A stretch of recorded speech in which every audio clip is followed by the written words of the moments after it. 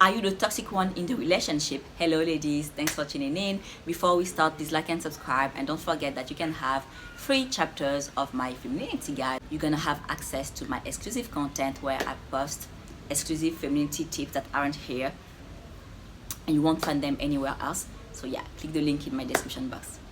Okay, so I want to talk about toxic relationships, and I want to talk about the fact that sometimes we are the ones that are toxic, and sometimes we don't even realize that we are being toxic because we saw that behavior and we think this is normal. Maybe we saw it in movies, or maybe we saw our mom do it, or maybe we saw our friends. You see, we tend to copy what we see around us. See, we tend to copy behaviors that we observe, and if you are wounded right now, it means that you have wounded people around you, or maybe some of your fundamental needs aren't met, and maybe you don't know what those needs are. So yeah, and this is important for you to know because it's by healing that you're gonna have better relationships. So you saw women around you being toxic. Maybe you saw your mom being toxic with your father. Maybe you saw your friends being toxic. Maybe it's in movies. Maybe you watch movies where women are extremely wounded, and this impacted the vision that you have of what it was, and this might affect the vision that you had of what a relationship should look like. Let's talk about those things that are toxic in a relationship. So you constantly need to have him on FaceTime to check if there are women around him. And if you don't get, if you call him and doesn't pick up the phone, you start to cry and you have anxiety. You say this is extremely toxic because you should not be stressed when you date, okay? You should feel more relaxed when you date than when you are single. So you see, well, I'm not saying that you need to find that peace only when you date, but you need to be happy on your own already, right? Listen, you need to trust him as long as he doesn't give you reasons not to trust him, okay? And most importantly, you need to trust yourself. By that, I mean that if he cheats, if you see some weird stuff, you know that you're gonna leave and you have the strength to leave. And even though it's gonna be painful, you will still leave because you know that you have the strength and you are capable of healing, and also you are capable of finding love again, just like anyone in the world. It's normal to be disappointed sometimes in life. It happens to everyone, and what you need is like you just need to work on your inner strengths, and you need to work on your inner knowing that you will be able to heal whatever comes to you. The other thing that shows that you are toxic is that you need to check who is talking to. So you take his phone when he's under the shower, you try to memorize his password when he type it. You see, this is extremely toxic. And what's toxic as well is that you forgive him. Well, this gonna be toxicity from both of you, but like you forgive him every time he cheats.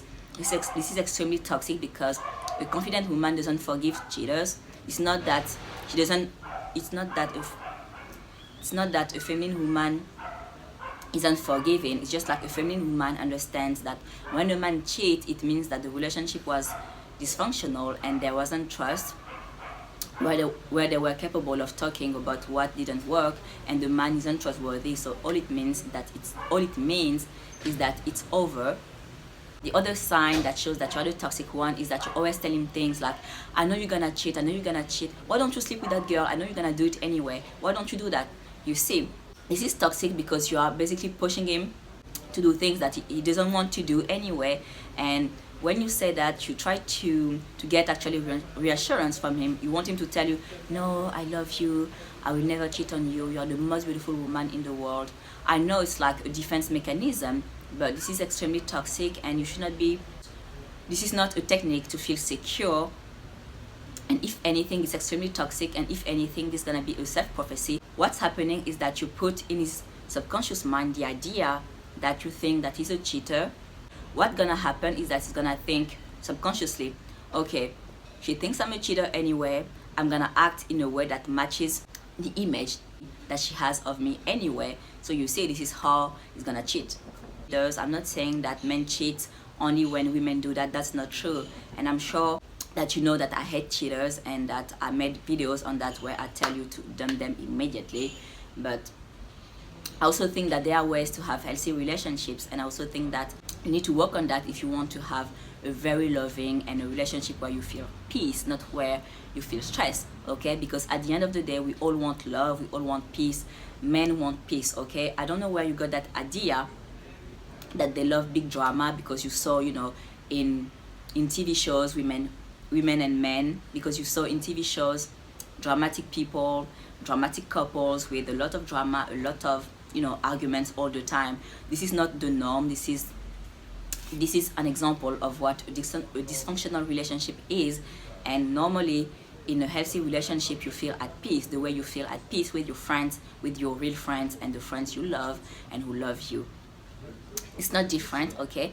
The difference between friendship and a relationship is the intimacy, and obviously he's gonna provide, and you're gonna have, you know, you will merge your life together. This is of course the few differences that you have between friendship and difference that you have between friendship and love, but I'm sure you get the point.